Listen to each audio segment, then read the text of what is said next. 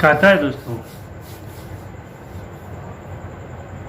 खोल दे पंख मेरे कहता है परिंदा, खोल दे पंख मेरे कहता है परिंदा, अभी और उड़ान बाकी है।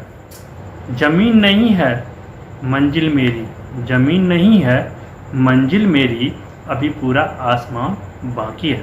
तो जी हाँ दोस्तों, आज की मोटिवेशनल चीज़ के साथ अपनी क्लास को मैं प्रारंभ करता हूँ। और आज की क्लास में हम लोग जो चर्चा करने जा रहे हैं दोस्तों, वो है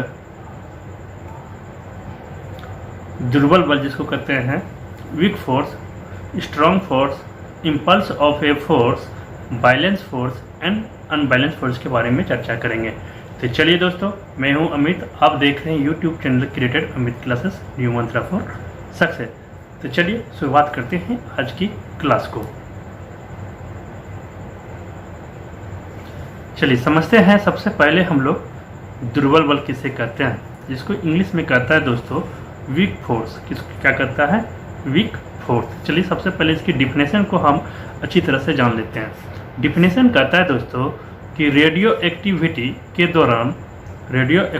दौरान निकलने वाली बीटा कण, जिसको कहते हैं इलेक्ट्रॉनिक, नाभिक के अंदर एक न्यूट्रॉन का एक प्रोटॉन, इलेक्ट्रॉन एवं एंटी न्यूट्रॉन के रूप में विघटन के बाद निकलता है। समझ में आया दोस्तों? रेडियो एक्टिविटी के दौरान निकलने वाला बीटा कण नाभिक के अंदर एक न्यूट्रॉन का प्रोटॉन, इलेक्ट्रॉन एवं एंटी न्यूट्रॉन के रूप में विघटन के बाद निकलता है। ठीक है दोस्तों, जैसे कि समझते हैं आप क्या कि 1 न्यूट्रॉन 0 है, ठीक ना, जिसको बोलते हैं हम लोग न्यूट्रॉन। ठीक है, क्या समझते हैं? न्यूट्रॉन। ये जब विघटन होता है क्या होता है?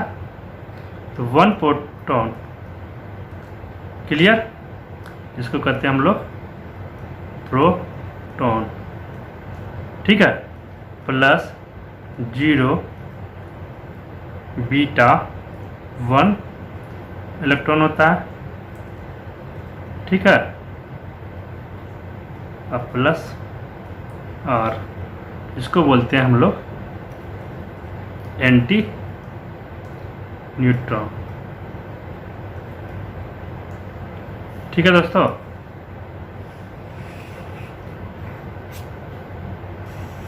चलिए सेकंड पॉइंट जो कहता है दोस्तों, क्या कहता है जरा गौर फरमाइएगा कि इलेक्ट्रॉनिक एंड एंटी न्यूट्रॉन के बीच पारस्परिक क्रिया, जिसको कहते हैं इंटरएक्शन, क्षीण बलों के माध्यम से होता है, जिसे हम क्या कहते हैं? दुर्लभ बल कहते हैं। क्लियर? चलिए आगे देखते हैं। नेक्स्ट पॉइंट जो कहता है दोस्तों कि दुर्लभ बल का परिमाण प्रबल बल का लगभग 10 पे पावर -13 गुना क्या होता है? कम होता है।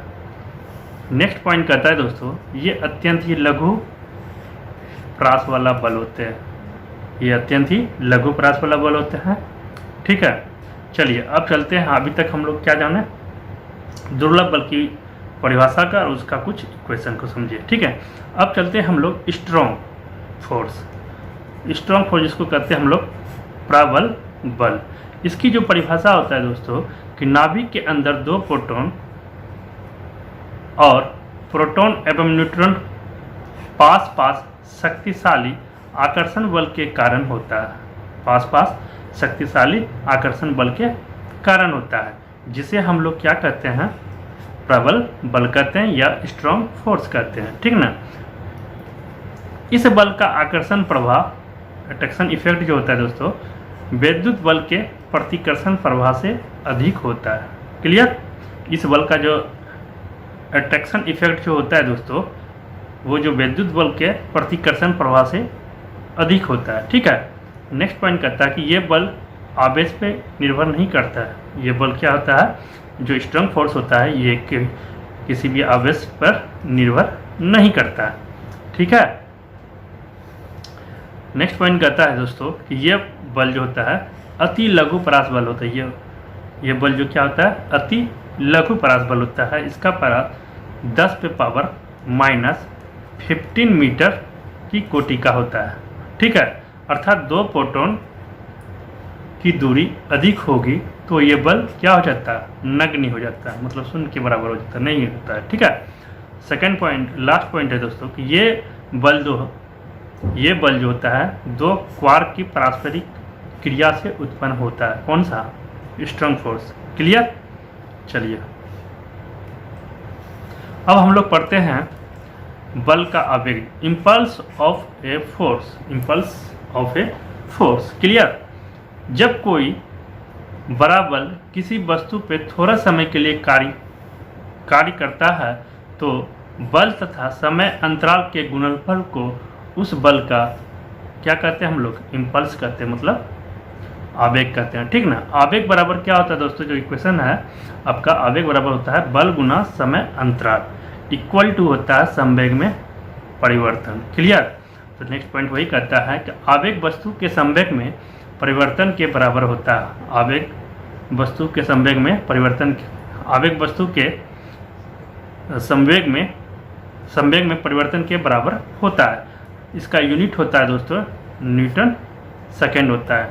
नेक्स्ट पॉइंट है, इसकी दिशा वही होती है जो फोर्स की दिशा होती है। ठीक ना। जैसे कि बल्ले द्वारा क्रिकेट की गेंद पे प्रहार कर गेंद को दूर भेजना, वो क्या है, इम्पल्स ऑफ ए फोर्स का एग्जाम्पल है। ठीक है। चलिए अब पढ़ते हैं बैलेंस फोर्स, अनबैलेंस फोर्स। तो संतुलित बल, मतलब बैलेंस फोर्स का हिंदी क्या था, संतुलित बल।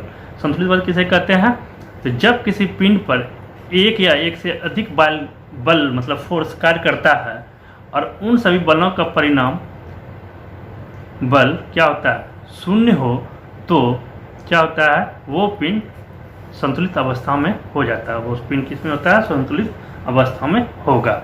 इस दशा में पिंड पर लगने वाला सभी बल क्या हो जाता है, बैलेंस बल कहलाता है। ठीक है ना, समझ में। जब किसी पिंड पर एक से अधिक बल कार्य करता हो और उन सभी बलों का परिणाम बल क्या हो, शून्य हो, तो वो पिंड क्या होता है, संतुलित अवस्था में होगा। इस दशा में पिंड पर लगने वाला सभी बल क्या होता है, बैलेंस बल कहलाता है। क्लियर। बैलेंस बल क्लियर हो गया। अब चलते हैं अनबैलेंस बल। अनबैलेंस बल जो दोस्तों कहता है कि जब किसी पिंड पर दो या दो से अधिक बल इस प्रकार लगते हैं कि वस्तु किसी एक बल की दिशा में गति करने लगती है। ठीक है। जब किसी पिंड पे दो या दो से अधिक बल इस प्रकार लगते हैं कि वस्तु किसी एक बल की दिशा में गति करने लगती है तो वस्तु पर लगने वाला बल क्या हो जाता है, वो संतुलित बल कहलाते हैं। क्लियर दोस्तों। तो चलिए दोस्तों, आज की क्लास में हम लोग ने क्या क्या जाने। सबसे पहले हम लोग जाने दुर्बल बल किसे कहते हैं, स्ट्रॉन्ग फोर्स किसे कहते हैं, उसके बाद इम्पल्स ऑफ फोर्स के बारे में जाने, उसके बाद बैलेंस एंड अनबैलेंस बल। तो चलिए, आज की क्लास आप सभी को अच्छा लगा हो तो प्लीज़ इस क्लास को लाइक शेयर कमेंट करेंगे और साथ में जो पहली बार देख रहे हैं दोस्तों, इस चैनल को भी सब्सक्राइब कर लेंगे। तब तक के लिए आप अपना रखें ख्याल। Thank you, take care, bye bye.